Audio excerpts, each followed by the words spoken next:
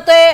भगवान गडावरती पंकजा मुंडे दाखल झालेले आहेत आणि भगवान बाबा गडावरती त्यांचं आज महत्त्वाचं भाषण होणार आहे। अतिशय साध्या पद्धतीने असा हा दसरा मेळावा होणार आहे। त्यांनी स्वतः सांगितलेलं आहे। भगवान शक्तीगडावरती त्यांचं आगमन झालेली ही दृश्य आपण बघतोय। पंकजा मुंडे या तिथे पोहोचलेल्या आहेत। हेलिकॉप्टरनं त्यांचं आगमन झालेलं आहे।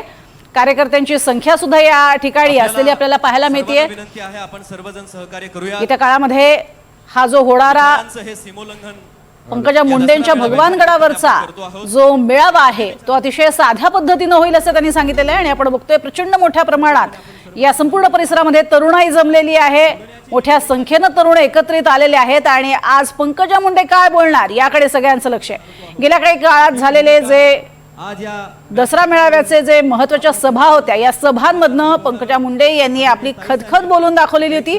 आता मात्र मंत्रीपदी विराजमान झालेल्या पंकजा मुंडे या भगवान गडावरनं काय बोलतात हे पाहणं महत्त्वाचं ठरणार आहे।